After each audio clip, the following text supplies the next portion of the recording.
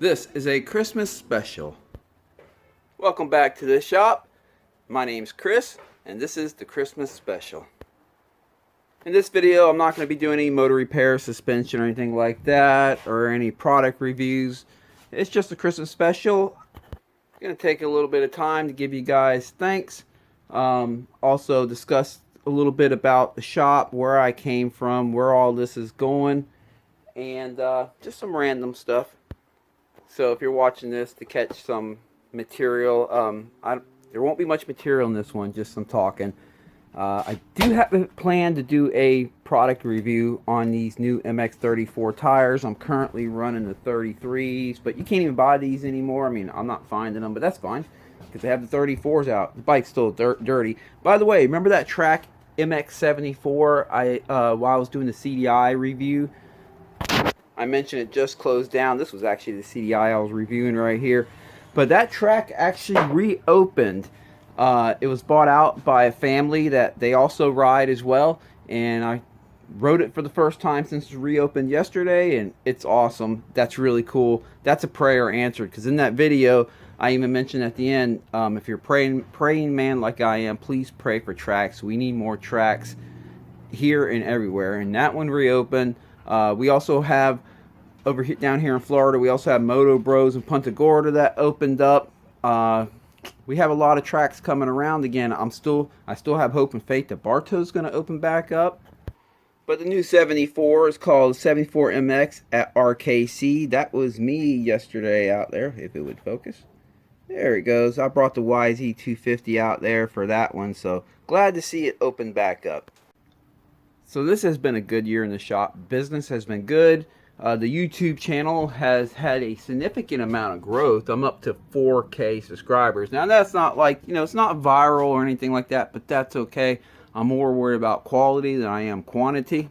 And as time goes by, things are just going to get better and better. For my history, as a child, I always wanted to have a dirt bike. My brother had a YZ80 1982. I rode it a few times, and as soon as I hit that power band, I fell in love. My parents bought me a three-wheeler, and it was cool. It was reliable. That's all good, but I really wanted a two-stroke dirt bike. So they went and got me a KD 125, 1979. There's one right there. It wasn't exactly what I wanted. I wanted the long, tall, the long suspension of the more modern motocross bike. This was a 1979. Didn't really have much suspension. It was more of a trail bike. Now we're talking about, this was in the year 1987 or so, but it was better than nothing.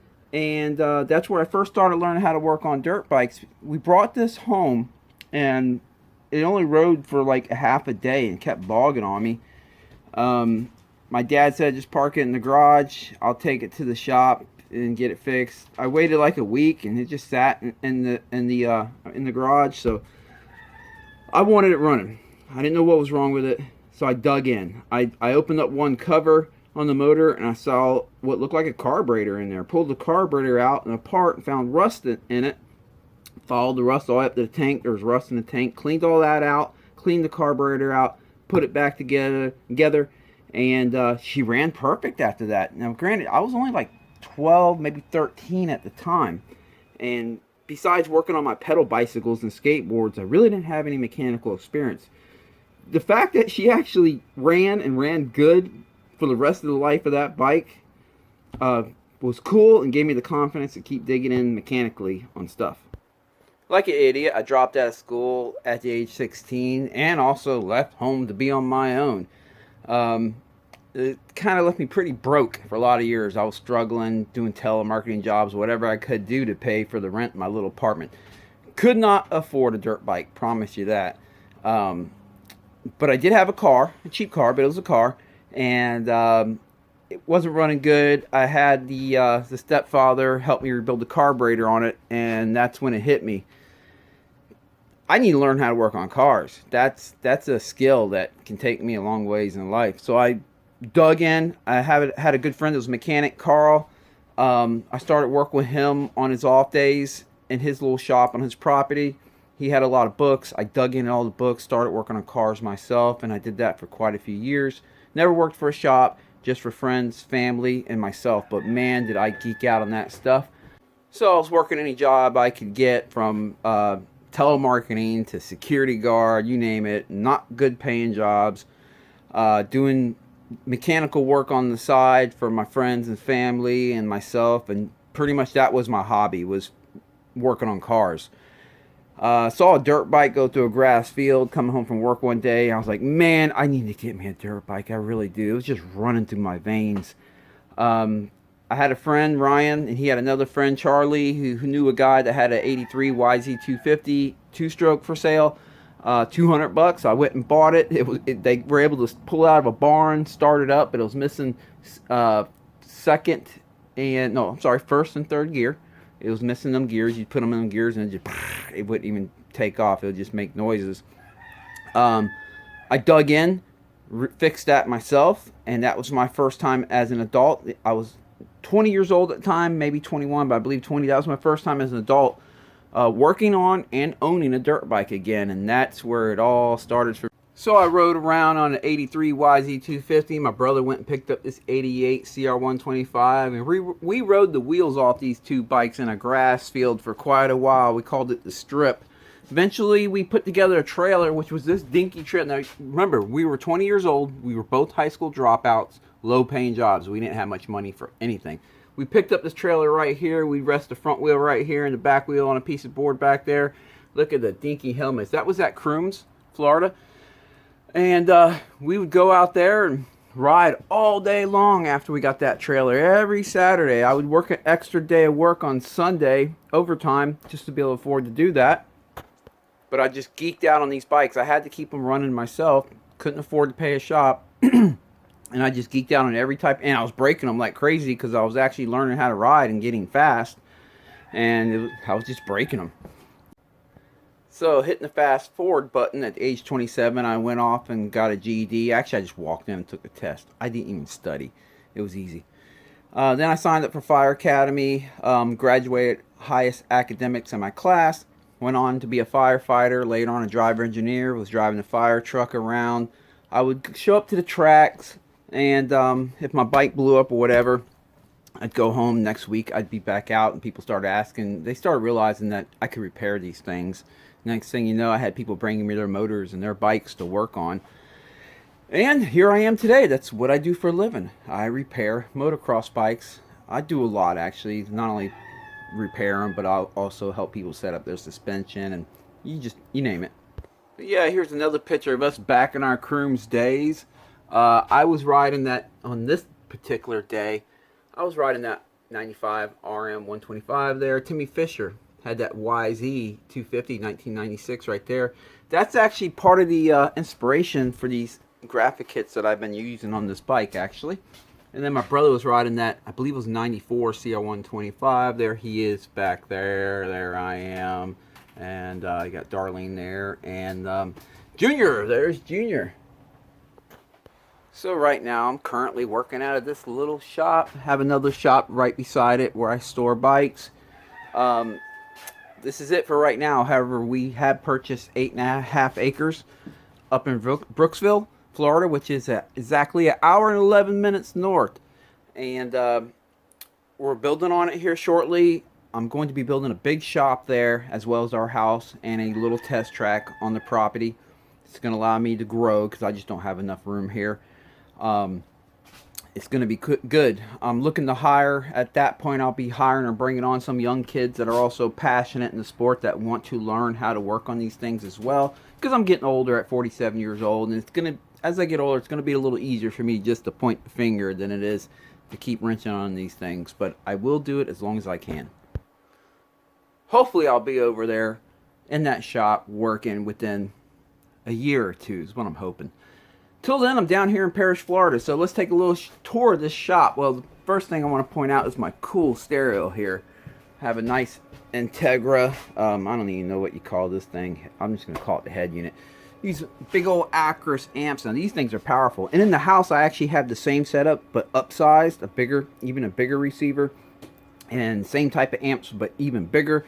And then this one right here, this smaller amp, runs some speakers that I have out front, so when I'm working outside. Have some nice Dayton 15 inches up there, tweeters, all that. Oh, check that out up there.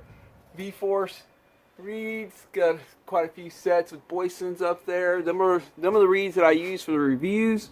I have parts right here for my Yamaha, parts up there for the Mustang, all kinds of just various things in here, you know, pipe springs, there's a ton of stuff in there. Some random tools, a little welder down there. There's one of my computers that I use that runs that screen up there. Pipe that we did the review on. That's a helmet that I just throw on real quick when I have to test ride something. I always wear a helmet, especially, you just never know, right? These are other people's bikes. You never know if the front wheel's just going to come off. Of course, my wife gave me that when we went to Loretta's. And what year? Oh, she put the year right here on the butt. There it is. 2022. So I got some wire harness stuff hanging there. Anytime I replace a wire harness for someone, I take the old one and hang it, because you never know when you're going to need one of these just to get a bike by for the time being. You can cut it off, solder it on. I got a front sprocket that I'll be looking to put on my YZ125 when that day comes. Titanium spring, titanium to titanium. I picked them up from the old YZs. There's me and my wife when we got married. She had me cut my hair for that day. Some pictures of Joey and me at the Tampa Supercross Futures. Dylan and me. There we are again right there.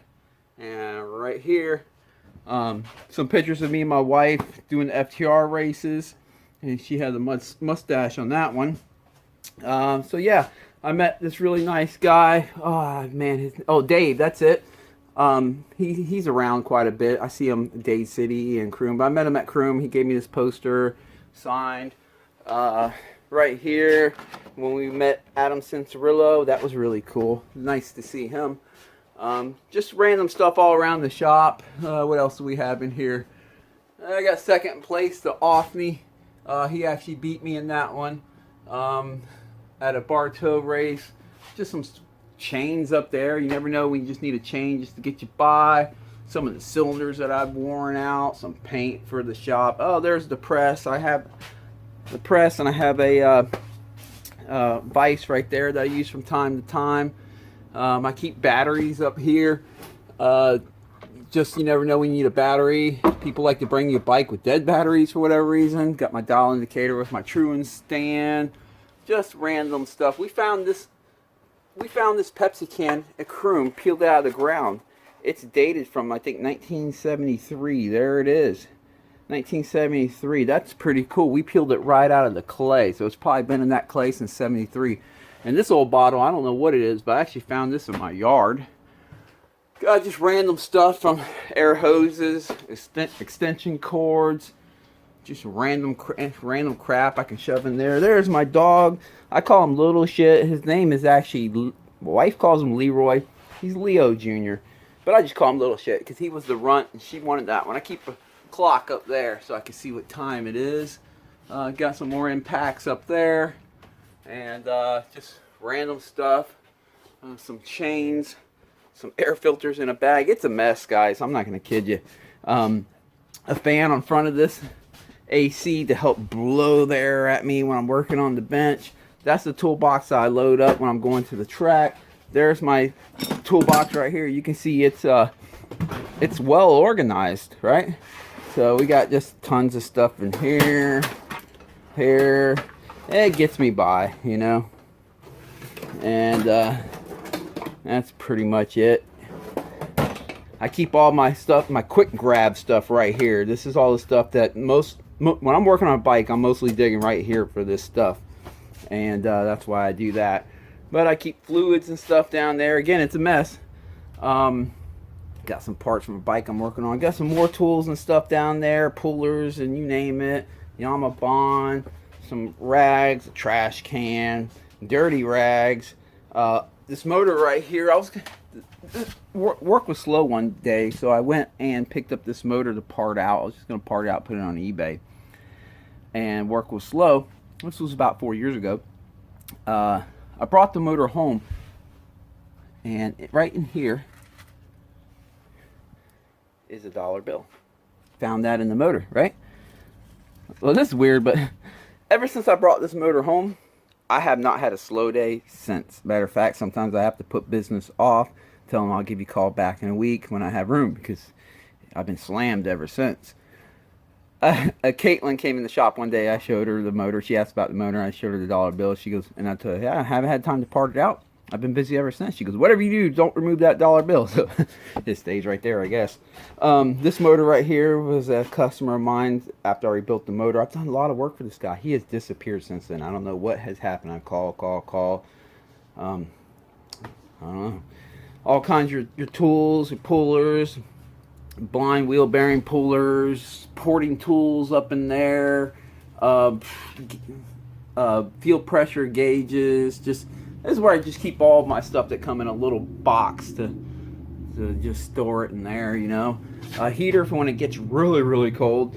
This is a box of Japanese hardware, just random stuff, right? Let me open it up for you.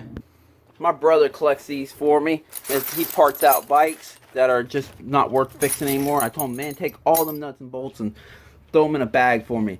I can use them. He was throwing them away. Can you believe that? He was actually throwing that stuff away, but he doesn't anymore. He saves them for me.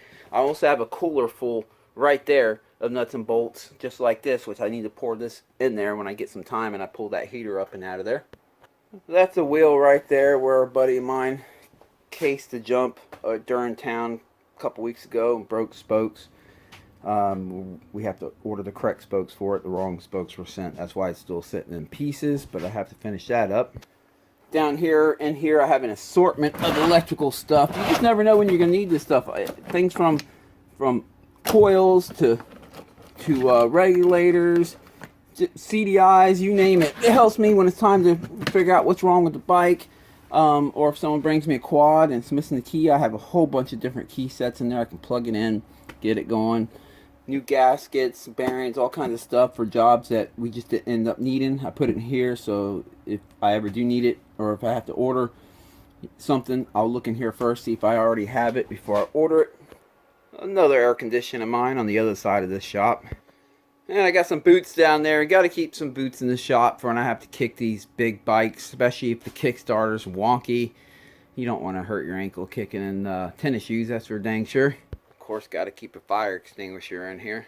Then a ventilation system, which is currently not working, but my wife's dad set that up where it actually will blow air on top of me as I'm here on the bench working. So when I'm working on carburetors or anything gassy, it can blow fresh air down on top of me, so I'm not whipping that stuff all day long. Of course, it got a bunch of fluids up there, more stuff up here, hand guards when we do the FTR, sprockets, all kinds of air tools, some voltmeter, heat gun, shoot man, more propane, some silencer packing.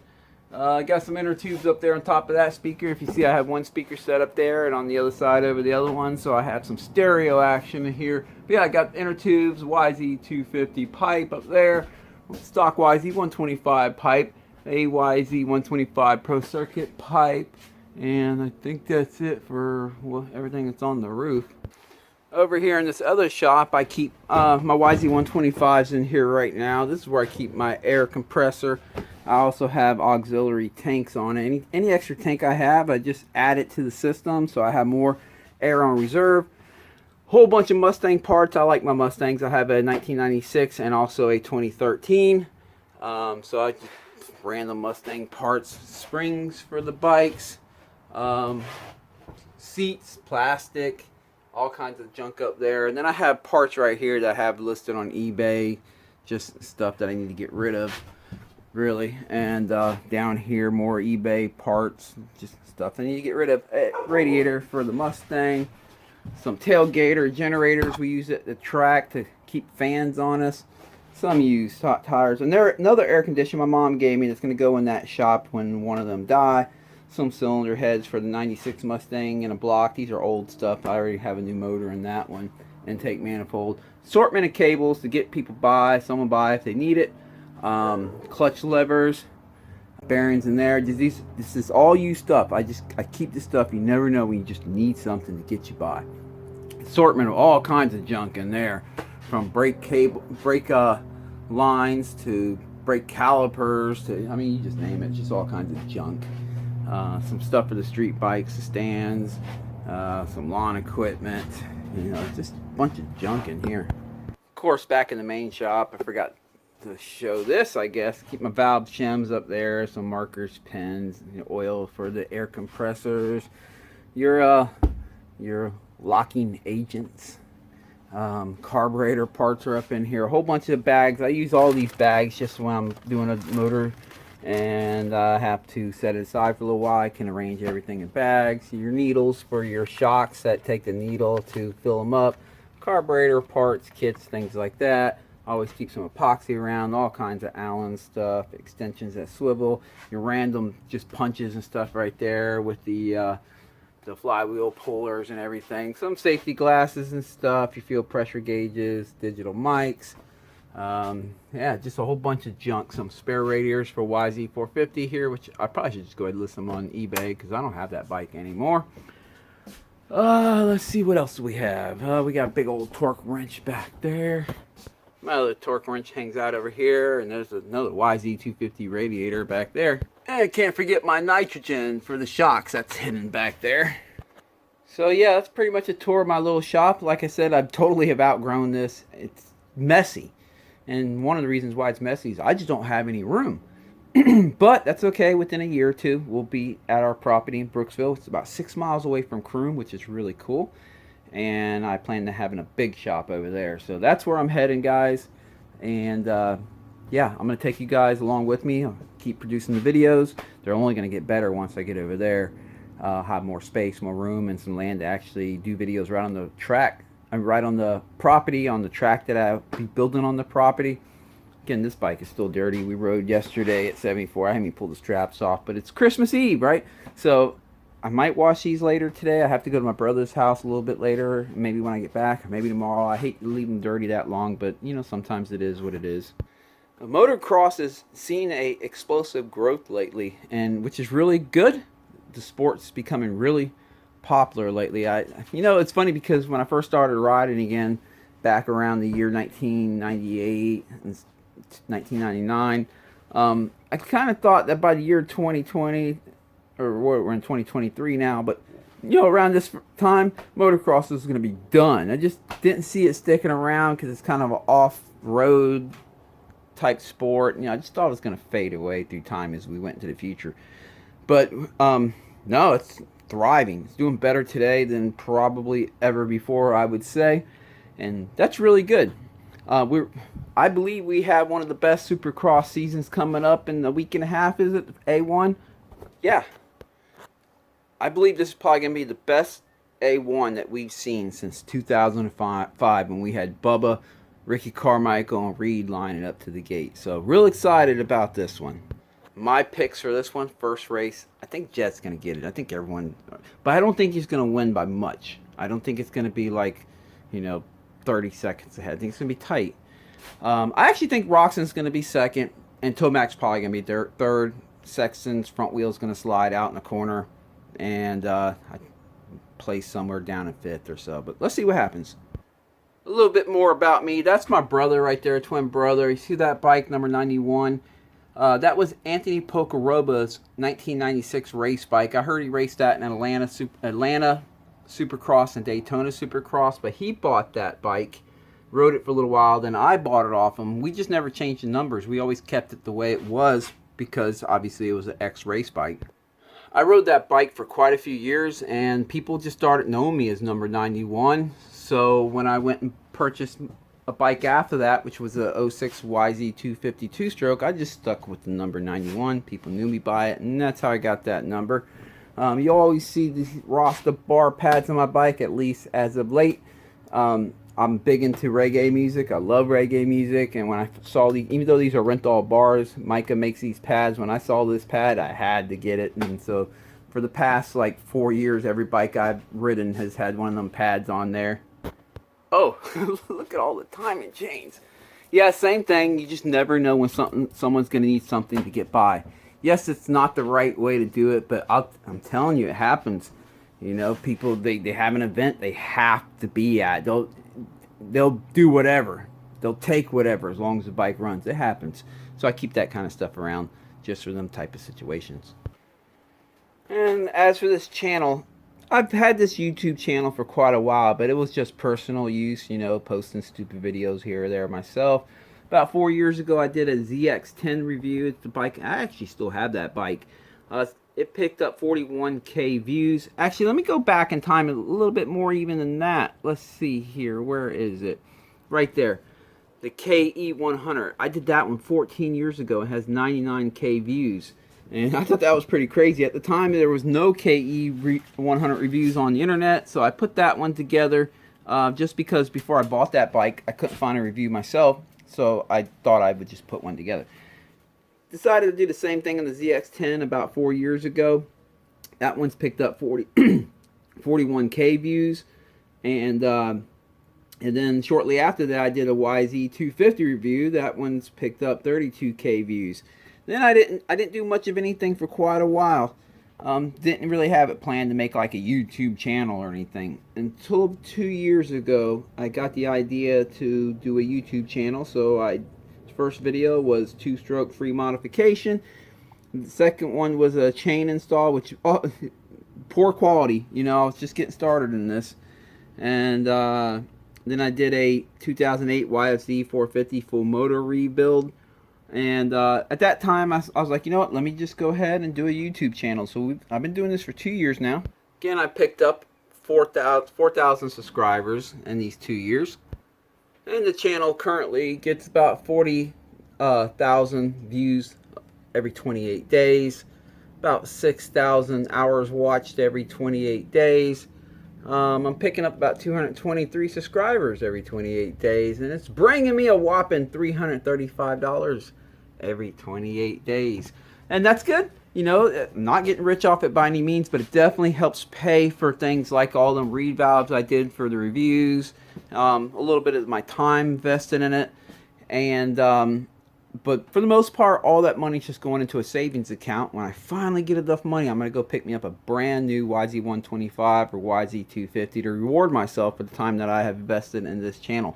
Really looking forward to that. I'm hoping within less than a year, I'll have enough in that savings account to go pick me up a brand new bike, which is cool because I haven't actually owned a brand new bike since 2006.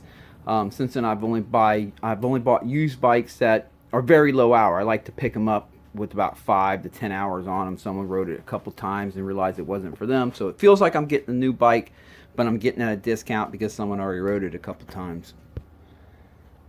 And of course we have chickens running the property. Everyone knows Beavis at this point. We have a jungle back here, by the way.